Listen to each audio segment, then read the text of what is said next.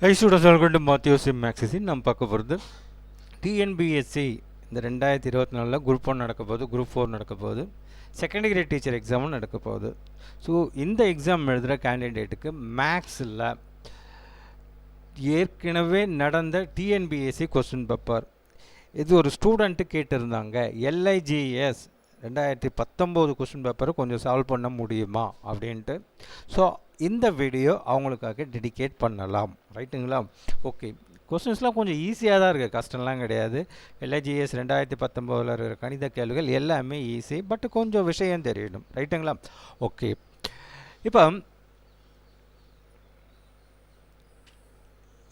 கேள்வி என்ன அப்படின்னு பார்த்தீங்கன்னா, கீழ்கண்டவற்றுள் எது லீப் வருடம் அல்ல அப்படின்னு கேட்குறாங்க. லீப் இயர் அப்படின்னும்போது ஒரு பர்டிகுலர் இயர் 4 டிஜிட்டாக இருக்கணும். நம்ம பொதுவாக இது என்ன வருஷம் அப்படின்னும்போது சொல்லும்போது 2024 சொல்லுவோம். பட் டேட் எழுதுகிறச்ச அந்த 3 5ஆம் மாதம் 2024 2 பேர் எழுத மாட்டாங்க. ஏன்னா இந்த 20 எழுதுறதுக்கு கை வலிக்கும். அப்போ 3 5 24 ஜஸ்ட்டு போட்டுருவாங்க. பட்டு ஒரு லீப் இயர் என்பது 2024 இதை 4ஆல் வகுத்தா எக்ஸாக்டாக டிவைட் ஆகுமே ஆனால் அது லீப் இயர். பட் ரவுண்டடாக விச் மீன்ஸ் 100ல் வர மாதிரி இருந்துச்சுன்னா, அதாவது கடைசியில் 2 0, 400 800 1200 2000 2400 இந்த மாதிரிலாம் இருந்துச்சுன்னா இது எக்ஸாக்டாக 400ஆல் டிவைட் ஆகுமே ஆனால் வகுப்படுமே ஆனால் அது வந்து லீப் இயர், ரைட்டுங்களா? ஒரு 4 டிஜிட் இயர் எடுக்கிறோம்னா 4 டிஜிட்டு அந்த லாஸ்ட் டூ நம்பர் 4ஆல் வகுப்படுமே ஆனால் அது லீப் இயர். இது கடைசியில் 00 முடிஞ்சிச்சுன்னா ஒரு கம்ப்ளீட்டட் 100ஸில் இருந்துச்சுன்னா அது எக்ஸாக்டாக 400இல் வகுப்படுமே ஆனால் அது லீப் இயர். அது பிரகாரம் பார்த்தோம்னா 800 400ஆல் வகுப்படும், 1200 3 400ன்னு வகுப்படும், 2000 5 400ன்னு வகுப்படும். பட் 2100 இந்த சொச்சமாக 100 400ஆல் வகுப்படாது. So this is not a leap year. அடுத்தது ஓர் எண்ணின் எக்ஸ்ன்னு வச்சுக்கலாம், ரைட்டுங்களா? ஒரு எண்ணின் அப்படின்னு எக்ஸ்ன்னு வச்சுக்கலாம்.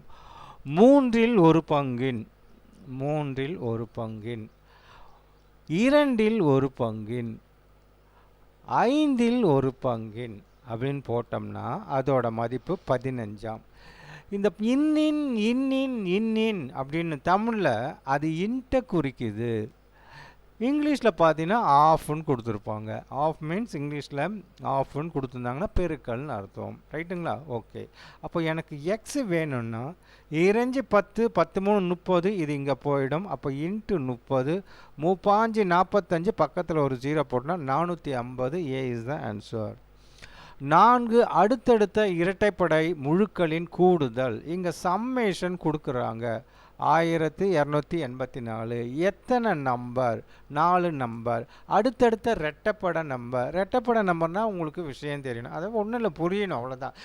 என்னோடய பாஷையில் விஷயம்னா அதை பற்றிய சப்ஜெக்ட், அந்த மேக்ஸு அவங்க என்ன டாபிக் கொடுக்குறாங்க அதை பற்றிய ஒரு புரிதல் உங்களுக்கு நல்லா புரிஞ்சிட்டு இருந்தீங்கன்னா இந்த கணக்கெலாம் ஈஸி. ரெட்டப்பட நம்பர்னால் 2 4 6ன்னு போயிட்டே இருக்கும்.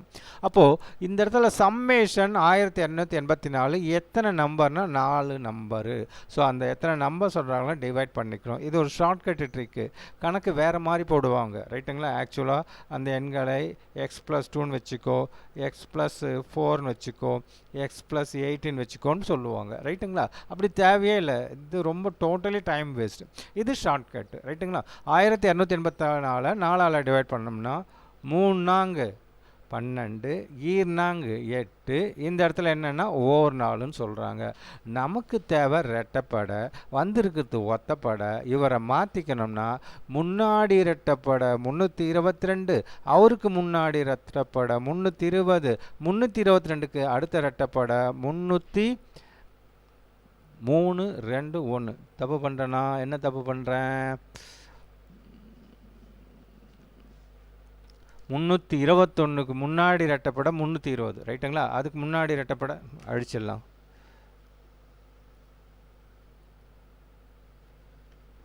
சொல்கிறது என்னவோ கரெக்டாக தான் சொல்கிறோம், ஆனால் எழுதும்போது மூளை மாற்றி விட்டுருது.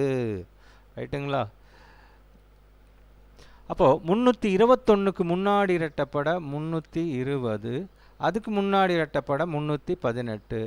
ஸோ 321க்கு அடுத்த இரட்டைப்பட 322, அதுக்கு அடுத்த இரட்டைப்பட 324.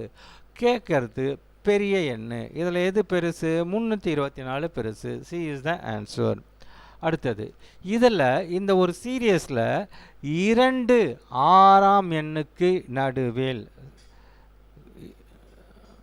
2 ஆறாம் எண்ணுக்கு சார் பெண் கொஞ்சம் எழுதலை சார். நான் என்ன சொன்னேன் இல்லைங்களா, நிறைய பேர் கொஞ்சம் சப்ஸ்கிரைப் பண்ணி ஒருத்தர் சொல்லியிருக்காரு, தமிழ்லேயே ஒரு நல்ல யூடியூப் சேனல் உங்களோடது தான் அப்படின்ற மாதிரி. இந்த கட்னு ஒரு தம்ப்நெயில் போட்டு ஒரு வீடியோ போட்டிருப்பேன், அதில் போய் பாருங்கள். ஒரு கேண்டிடேட் கமெண்ட் பண்ணியிருக்காரு, நான் பார்த்த சேனல்லையே உங்கள் யூடியூப் சேனல் மேக்ஸுக்கு சூப்பர் தமிழில், பட் உங்களுக்கு வியூஸ் போகலை, சப்ஸ்கிரைபர்ஸும் இன்க்ரீஸ் ஆகலை, ஏன் சார்னு என்ன கேள்வி கேட்குறாரு. ரைட்டுங்களா? நான் ஒன்று அடுத்த வீடியோவில் அதை கட் பண்ணி உங்களுக்கு போட்டு காமிக்கிறேன், அந்த அவரோட மெசேஜை. ரைட்டுங்களா?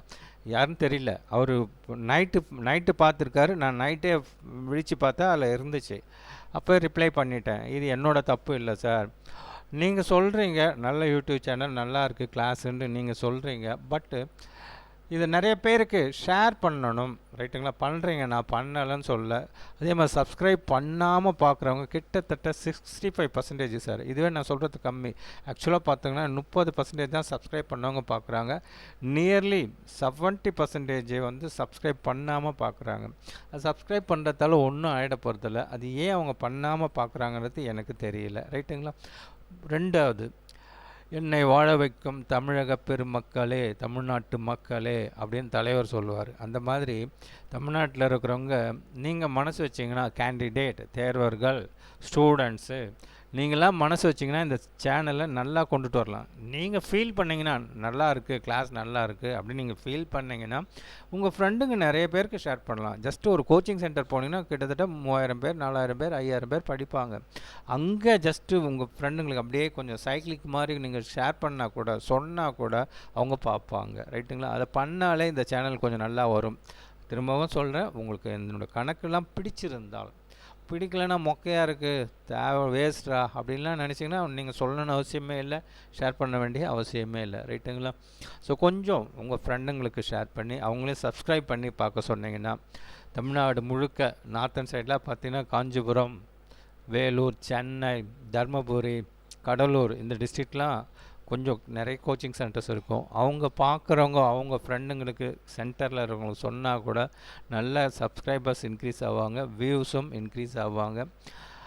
திரும்பவும் தெரிஞ்சு போன ரெக்கார்டு மாதிரி தான் கிட்டத்தட்ட 2.5 ஆண்டுகள் ஆகிறது, 2 வருஷம் ஆகிறது. No paisa earning from this YouTube channel. அது கொஞ்சம் கஷ்டமாக இருக்குது, பட் அதே திரும்ப சொல்லக்கூடாது. But this is the problem. So இந்த பென் எழுத முடியல, பேனாவை நம்ம எப்போவுமே சாய்ச்சி எழுதுவோம், தேஞ்சு போச்சு, இப்படி பெர்பெண்டிகுலராக வச்சு எழுதிட்டு இருக்கேன். அதால் தான் சில இடத்துல பார்த்திங்கன்னா நிற்கும், வராது, விட்டு வர மாதிரி இருக்கும். ரைட்டுங்களா? ஓகே, இப்போ நம்ம கேள்விக்கு போயிடலாம்.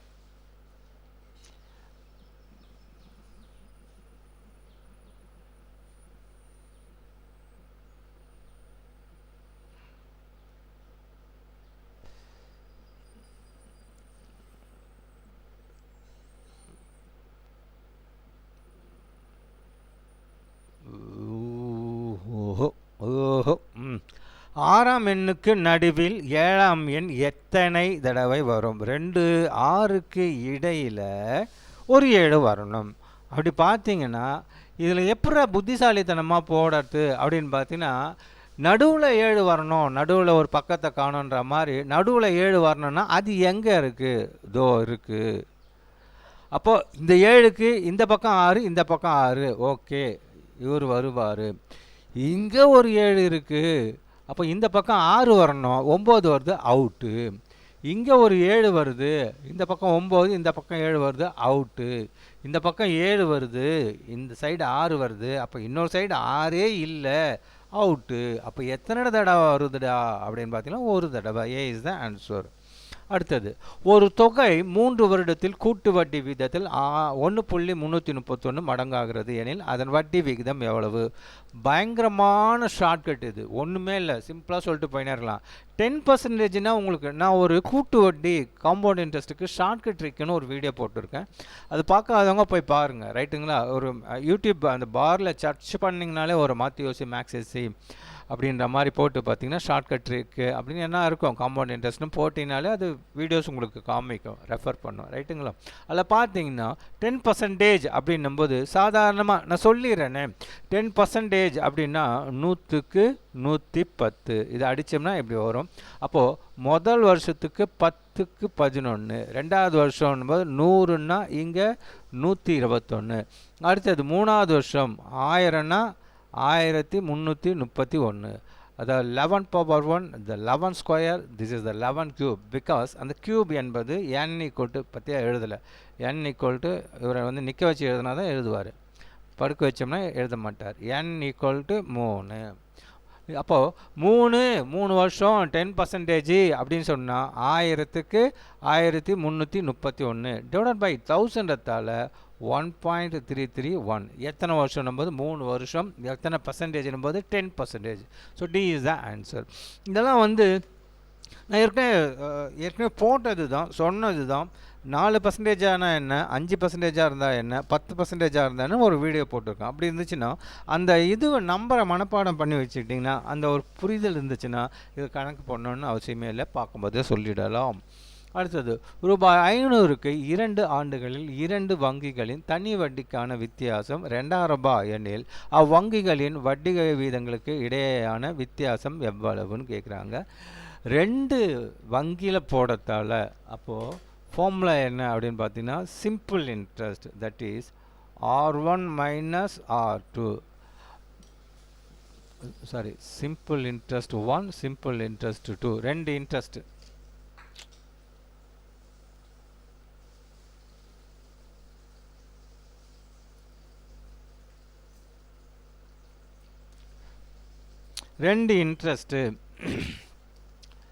இன்ட்ரெஸ்ட் 1 மைனஸ் இன்ட்ரெஸ்ட் 2ன்னு போட்டோன்னா ஃபார்முலா என்ன அப்படின்னு பார்த்தீங்கன்னா PNR divided by 100. PNR, P எவ்வளவு 500 ரூபான்னு கொடுத்துட்டாங்க, N எவ்வளவு 2 ரூபான்னு கொடுத்துட்டாங்க. ரேட் ஆஃப் இன்ட்ரெஸ்ட் அப்படின்னு பார்த்தீங்கன்னா அவன் பெர்சன்டேஜ் கேட்குறதால அந்த ரெண்டு பேங்க்கில் போடுறதால இவருக்கு R1 இவருக்கு R2. So R1 minus R2, ரைட்டுங்களா, டிவைடட் பை 100. ஃபார்முலா என்னன்னு பார்த்தீங்கன்னா simple interest is equal to PNR divided by 100. இந்த இன்ட்ரெஸ்ட்டு அப்படின்றது ஒரு பேங்க்கில் போடுற இன்ட்ரெஸ்ட்டு, ரெண்டாவது பேங்க்கில் போடுற இன்ட்ரெஸ்ட்டு, ரெண்டுத்துக்கும் உள்ள வித்தியாசம். அவன் கொடுத்துருக்கான், எவ்வளோ கொடுத்துருக்கான்னா 2 ரூபா 50 பைசா. இதில் பார்த்தீங்கன்னா இதில் இதையும் அடிச்சிடலாம். அப்போ therefore 5 2 10 into R1 minus R2. இதை இங்கே எடுத்துகிட்டு வந்துட்டோம்னா R1 minus R2 is equal to 2.5 divided by 10. கீழே 10 வந்தால் இன்னொரு சாணம் தள்ளி புள்ளி வச்சுக்கணும். அப்போ 0.25%. D is the answer. கொஞ்சம் கஷ்டமாக இருக்கிற மாதிரி தெரியும், பட் புரிஞ்சுக்கிட்டிங்கன்னா இது ஈஸி. அடுத்தது, 2 இலக்க எண்ணின் 1வது இடமதிப்பு 3 இலக்கங்களின் கூடுதல் அந்த எண்ணில் 1/7 மடங்கு எனில் அந்த எண்ணை காண்க. இதில் என்ன சொல்கிறாங்கன்னா இலக்கங்களின் 1வது இடமதிப்பு இப்போ ஒரு வேளை 1366 கரெக்டாக சொல்கிறேன்னா ஓகே. இப்படி இருந்துச்சுன்னா இது 1வது இடமதிப்பு, இது 2வது இடமதிப்பு, இது 3வது இடமதிப்பு, இது 4வது இடமதிப்பு. இவன் சொல்கிறது 2 இலக்க எண்ணின் 1வது இடமதிப்புனா இங்கே ஃபஸ்ட்டு வரக்கூடிய நம்பர் 3ன்னு இருக்கணும். இந்த கணக்கு கொடுத்துருந்தாலே இந்த மாதிரி கொடுக்குறாங்க அப்படின்னு சொன்னாலே அந்த எண் 9ஆம் வாய்ப்பாட்டில் வரக்கூடிய எண்ணாக இருக்கும். அது பிரகாரம் பார்த்தோம்னா 63 இஸ் த ஆன்சர். முடிஞ்சு போச்சு, ஷார்ட்கட்டு ட்ரிக்கு, ரைட்டுங்களா? இப்படி கொடுத்தாலே இந்த மாதிரி கொடுத்தாங்களே, இது இலக்கணம் கொடுத்தாங்களே, ஷார்ட்கட்டு ட்ரிக்குன்னும் போது அது கூடுதல் 99% 9ஆம் வாய்ப்பாட்டில் வரக்கூடிய எண்ணாக இருக்கும். அது பிரகாரம் பார்த்தோன்னா 63 செக் பண்ணிக்கலாம். அவன் சொல்கிற நம்பர் 2 இலக்கணின் 1வது இடமதிப்பு 3. Okay, right. அப்புறமா இந்த இலக்கங்களின் கூடுதல், அதாவது 6 + 3 9. ஓகே, இது அந்த எண்ணின், அதாவது 63இன் 1/7 மடங்குன்னா பெருக்கணும்னா 1 7 9 மடங்குக்கு சமம். அந்த இலக்கங்களின் கூடுதல் அந்த எண்ணில் 1/7 மடங்கு எண்ணில்னு சொல்கிறாங்க. மடங்கு எண்ணில்னா அங்கே ஈக்குவல்னு அர்த்தம், ரைட்டுங்களா? நம்மளா புரிஞ்சுக்கணும். அப்போ இங்கேயும் 9ன்னு வருது. அந்த நம்பருக்கு 1/7 போட்டால், கூடுதல் போட்டாலும் 9ன்னு வருது. So the number is 63. கண்ணை மூடிக்கிட்டு எது 9ஆம் வாய்ப்பாட்டில் வரக்கூடிய நம்பராக இருக்கோ அதுதான் ஆன்சராக இருக்கும். ஒருவேளை 4மே 9ஆம் வாய்ப்பாட்டில் வருமா அப்படின்னா வராது. ஏன்னா 63ன்னு 9ஆம் வாய்ப்பாட்டில் 63ன்றது 9ஆம் வாய்ப்பாட்டில் வரக்கூடிய முதல் டிஜிட்டில் 3 வருது. அது ஒன்றா தான் இருக்கும். நீங்கள் ஒன்றா சும்மா பாருங்களேன். 9 29 18 39 27 49 36 50 45 69 54 79 63 89 72 99 81 10 9 90 எல்லாத்தையும் கூட்டு போட்டு அப்படியே ஆர்டராக 9ஆம் வாய்ப்பாடு இருந்தால் எடுத்து பாருங்கள். அதில் 3ன்றது 2 டிஜிட்டில் 63 மட்டும்தான் இருக்கும். ஓகேவா? சரி. இது இஃப் A/B/C = கொடுத்துருக்காங்க 2:3:4. என்ன கேட்குறாங்கன்னா A/B B/C C/A. அப்போது A எவ்வளோனா 2/3 3/4. அடுத்தது 4/2. டினாமினேட்டரை ஈக்குவலைஸ் பண்ணோம்னா நம்மளுக்கு இந்த ரேஷியோவை ஒரு மேலே மட்டும் வரணும், டினாமினேட்டர் வரக்கூடாதுன்னா டினாமினேட்டர் ஈக்குவலைஸ் பண்ணணும். 3 4 2க்கு எல்சிஎம், அதாவது 3 வாய்ப்பாட்டிலும் வரக்கூடிய எண் 12. அப்போ அது பிரகாரம் பார்த்தோன்னா 4ஆல் பெருக்கு, அப்போ மேலே 4ஆல் பெருக்கு, 4 2 8. இங்கே 3ஆல் பெருக்கு, கீழே 3ஆல் பெருக்கு, 3 4 12, இங்கே 3 3 9. இங்கே 6ஆல் பெருக்கு, இங்கே 6ஆல் பெருக்கு, 6 4 24. கீழே எல்லாமே 12 ஆகிடும். ரேஷியோவில் கீழே எல்லாமே 12 போது அடிச்சு விட்டுட்டோம்னா மிச்சம் இருக்கிறது 8:9:24. So the answer is D. ரைட்டுங்களா? ஓகே. அடுத்தது 2010 ஒரு நகரத்தின் மக்கள் தொகை 1,50,000. அடுத்த ஆண்டில் 10% பெருக்குமேயானால் 2011 மக்கள் தொகையை காண்க. 10%ன்னு சொன்னாங்கன்னா ஒன்றுமே இல்லை சார், இதில் ஒரு 0 அடிச்சிடணும், அவ்வளோதான். அது 10ன்னு முடிஞ்சாதான், 10 100 இந்த மாதிரி முடிஞ்சாதான், ரைட்டுங்களா? இப்போ இந்த இடத்துல சிம்பிளாக 10% சொல்கிறதால 1% அடிச்சிட்டாலே போதும், ரைட்டுங்களா? ஒரு 0 அடிச்சிட்டாலே போதும். அப்போ மிச்சம் இருக்குன்னு பார்த்தீங்கன்னா 15,000, அது 15,000. அப்போ அடுத்தது அதோட ஒரிஜினல் எவ்வளோன்னு பார்த்தீங்கன்னா 1,50,000. ரெண்டுத்தையும் கூட்டினீங்கன்னா 1,65,000. அவ்வளோதான். இல்லை சார் கணக்காக சொல்லுங்கள் சார் அப்படின்னு பார்த்தீங்கன்னா 1,50,000க்கு 100க்கு 10% போது 110. ஒரு 0 ஒரு 0 ஒரு 0 ஒரு 0 பெருக்கினீங்கன்னா 11 15 165 ஒரு 3 0. தப்போ 1,65,000. இதெல்லாம் வந்து பேப்பர் பேனெல்லாம் இல்லை சார், அப்படியே மைண்ட்லேயே போட்டு பார்க்கும்போது ஆன்சரை சொல்ல தெரிஞ்சுக்கணும். அடுத்தது இது ஒரு மிதிவண்டி சக்கரத்தின் விட்டம். ஒரு வட்டம் போடுறீங்க, இது விட்டம். அது எவ்வளோ சொல்கிறாங்கன்னா 63. அப்போ தேர்ஃபோர் ரேடியஸ் என்பது 63இல் பாதி. இது 20 சுற்றுகள் சுற்றினால் கடக்கும் தொலைவின் அளவு அப்படின்றோம். கடக்கும் தொலைவின் அளவுன்னு கேட்குறாங்க. இப்போ ரேடியஸ் விட்டத்தை பாதி பண்ணினா ரேடியஸ், ஒரு சுற்றுன்னு பார்த்தீங்கன்னா 2πr. இவன் கேட்குறது என்னவோ 60 சுற்று. அப்போ தேர்ஃபோர் இன்ட்டு 20ன்னு முதல்ல போட்டுக்கலாம். அப்போ 2 பையோட வேல்யூ 22/7 இன்ட்டு ஆர் எவ்வளோன்னு பார்த்தீங்கன்னா 63/2 இன்ட்டு 20. கொஞ்சம் நாக்கு கடிச்சிக்கிட்டேன், அதனால் பேச்சு சரியாக அங்கங்கே குளரும். நாக்கு கடிச்சிக்கிட்டதால் வார்த்தை சரியாக வர மாட்டேங்குது. ஓகே, இந்த 2 அடிச்சிடலாம். 1 7 இது 9. ரைட்டுங்களா? இவரை 11 இன்ட்டு 2ன்னு பிரிச்சுக்கோங்க. 2 4 4 9 36 360 இன்ட்டு 11. பெருக்கிறது அல்வா சாப்பிட்ற மாதிரி 0 6 6 3 9 ஒரு 3 3960 சென்டிமீட்டர் வரும். பட் ஆன்சரில் எங்கே பார்த்தாலுமே சென்டிமீட்டர் இருக்காது, கூட ஒரு மீட்டரை ஒட்ட வச்சுருப்பாங்க. அப்போ என்ன பண்ணணும்னா இவரை டபுள் டிஜிட் தள்ளி ஒரு கோடை போட்டுக்கிட்டிங்கன்னா 39 என்பது மீட்டராக இருப்பார், 60 என்பது சென்டிமீட்டராக இருப்பார். அடுத்தது இஃப் x/y = 4/5 எனில் the value of சொல்கிறாங்க. வேல்யூ ஆஃப் 4/7 + 2 y ஓட வேல்யூ 5ன்னு எடுத்துக்கணும். அப்போ ஈரஞ்சு 10 மைனஸ் எக்ஸோட மதிப்பு 4. மேலே கூட்டுறாங்க, சாரி மேலே கழிக்கிறாங்க, கீழே கூட்டுறாங்க. அப்போ 10 மைனஸ் 4, அப்போ கீழே 10 ப்ளஸ் 4. அப்போ 4/7, 10ல் 4 போச்சுன்னா 6, 10 4 14. இவரை அடிச்சுக்கலாம், 3 2 இது 7. இவர் 7 7 கீழே 2 7ன்றதால மேலே அப்படியே கூட்டிக்கலாம். 4 3 7, ரெண்டும் ஒன்றா இருக்குது. அடிச்சிட்டிங்கன்னா answer 1. B is the answer. ரைட்டுங்களா? ஓகே, இதெல்லாம் ஃபிக்ஸடான கணக்கு சார். ஸ்டாண்டர்ட் கொஸ்டின்ஸ் மாற்றவே மாட்டாங்க. x/y = 4/5னா கேள்வி இவர் தான். ரைட்டுங்களா? கேள்வி இவர் தான் அப்படின்னும் போது அவருக்கு ஆன்சர் 1 தான். ரைட்டுங்களா? ஸோ திரும்பவும் சொல்லக்கூடிய விஷயம் என்னன்னு பார்த்தீங்கன்னா, ஒரு ஸ்டாண்டர்டாக டிஎன்பிஎஸ்சியில் சிம்பிளிஃபிகேஷன் ஒரு சில கணக்குகள்லாம் ஃபிக்ஸடாக இப்படி தான் இருக்கும். கொஸ்டினை மாற்ற மாட்டாங்க.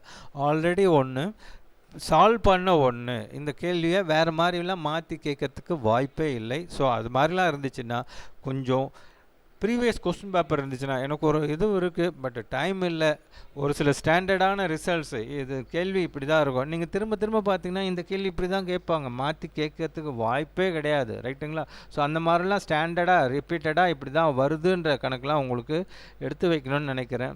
பார்க்கலாம், டைம் இருந்தால் நான் எடுத்து வைக்கிறேன். ஸோ இதெல்லாம் வந்து repeated questions and standard questions, எந்த ஒரு சேஞ்சஸும் இருக்காது. இந்த கேள்வி மனப்பாடம் பண்ணிக்கிட்டிங்கன்னா எக்ஸாமில் போய் இந்த கதைலாம் நம்ம போட்டுக்கிட்டு டைம் வேஸ்ட் பண்ணக்கூடாது. ஆன்சர் 1டான்னு அடிச்சுட்டு போயின்னே இருக்க வேண்டியது தான். அடுத்தது இதில் if a and b are two non-zero rational numbers and 2 plus root 3 divided by 2 minus root 3 equal to a plus b root 3 எனில் then the value of b is அப்படின்னு சொல்லுவாங்க. ரைட்டுங்களா? இதுக்கு ஷார்ட்கட் ட்ரிக்கு இருக்குது, பட்டு வேண்டாம், நான் அவ்வளோதான் சொல்லுவேன். ரைட்டுங்களா? ஏன் வேணாம் அப்படின்னா, இது கணக்குக்கு ஏற்ற மாதிரி அந்த ரேஷ்னல் நம்பரை பார்த்தீங்கன்னா, இதை வந்து நம்ம ரேஷ்னல் நம்பர் a + b √3ன்னு வச்சுக்கிட்டு கீழே a - b அப்படின்னு போட்டுக்கிட்டு கணக்கை போட்டுனா அந்த ஃபார்முலாவை நீங்கள் மைண்டில் பண்ணணும். இப்படி வந்துச்சுன்னா இங்கே √3 வந்திருக்கு, ஒருவேளை இதை ரூட் போட்டுட்டு இங்கே நம்பராக கொடுத்தா என்ன பண்ணுறது, இல்லை ரெண்டுக்குமே ரூட்டாக இருந்தால் என்ன பண்ணுறது, அப்போ அந்த மாதிரிலாம் கேள்வி வருதுன்னா அந்த ஃபார்முலா, அந்த ட்ரிக்கு ஃபார்முலா மாறிட்டே இருக்கும். ஸோ இதை வந்து ஒரு சிலர்லாம் ஷார்ட்கட்டுன்னு சொல்லுவாங்க, வேண்டவே வேண்டாம். ரைட்டுங்களா? அதால் தயவு செஞ்சு கணக்காக போடுங்க. இதை எப்படி போடணும் அப்படின்னு பார்த்தீங்கன்னா, 2 + √3 99% பார்த்தீங்கன்னா இங்கே கீழே ஸ்கொயர் பண்ணிங்கன்னா 4, இவர் என்ன வரணும் 3 4 3 1, டினாமினேட்டர் கண்டிப்பாக 1 தான் வரும். ரைட்டுங்களா? எனக்கு கணக்கு போட்டிங்கன்னா தெரியும். அப்போது 2 + √3 divided by 2 minus √3 irrational number வந்துடுச்சுன்னா இதோட காஞ்சிகேட் பண்ணணும். 2 minus √3ோட காஞ்சிகேட் 2 + √3, கீழையும் 2 + √3. this is a plus b, this is a minus b. So இதோட ஃபார்முலா a² - b². a 2, அப்போ 2 ஸ்கொயர் 4, மைனஸ் b √3, √3 ஸ்கொயர் பண்ணுறச்சா போயிட்டு ஜஸ்ட் 3, 4ல் 3 போச்சுன்னா 1. பாருங்கள், சரியாக வரமாட்டேங்குது. 4ல் 3 போச்சுன்னா 1, அப்போ டினாமினேட்டர் 1. அப்போ மேலே இருக்கிறப்ப this is a + b again this is a + b, a + b the whole square. அப்போ 2 ஸ்கொயர் 4, √3 ஸ்கொயர் 3, அப்போ 2 × 4 × √3. ரைட்டுங்களா? 2 × a எவ்வளோன்னு பார்த்தீங்கன்னா 2. ரைட்டுங்களா? 2 × a × b. அப்போ 4 3 7, 2 2 4, இது 4 √3. அவன் என்ன சொல்கிறான்னா, இதை a + b √3க்கு கம்பேர் பண்ணுறச்ச பியோட மதிப்பு 4. இப்போது இதை a + b the whole square expand பண்ணலாம், அப்படின்னா அப்படியே பெருக்கிக்கலாம் சார். இதை பாருங்கள், 2 + √3 × 2 + √3. ரைட்டுங்களா? 2 2 4, √3 × √3 3, இது 2 √3, இது ஒரு 2 √3, அப்போ 2 தடவை 2 √3, 4 3 7, 2 2 4, 4 √3. எக்ஸ்பேன்ஷன்லையும் போடலாம், இப்படி பெருக்கிறதும் அப்படியும் போடலாம். ரைட்டுங்களா? அப்போ அவங்க கேட்குறது பி வேல்யூன்றதால பி என்பது √3க்கு முன்னாடி வரக்கூடிய எண், இங்கே √3க்கு முன்னாடி வரக்கூடிய எண் 4. ஒருவேளை ஏ கேட்டாங்கன்னா 7, அவ்வளோதான். ரைட்டா? அங்கே 7 அவன் கொடுத்துருக்கான் பாருங்கள், 7 கொடுத்துருக்கான். இது given the language L is equal to AB plus AA, AB, AA, BAA, which of the following strings are in L? அதாவது ஒரு செட்டு கொடுக்குறாங்க சார். இந்த செட்டு L, கலர் மாற்றிக்கலாம்.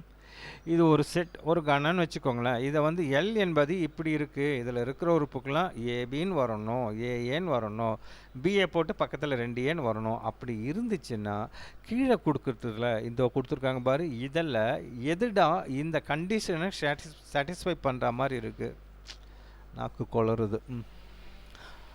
எந்த இந்த இந்த கண்டிஷனை எந்த இது வந்து சாட்டிஸ்ஃபை பண்ணுது, எது பண்ணலைன்னு கேட்குறாங்க. அப்போ இது பிரகாரம் பார்க்குறச்ச ஏபின்னு இருக்கணும், எஸ் இருக்குது, ஏஏ இருக்குது, பிஏஏன்னு இருக்குது, அகைன் ஏபின்னு இருக்குது, அகைன் ஏஏன்னு இருக்குது. இந்த எல்லில் கொடுத்துருது, இது டேலி ஆகுது.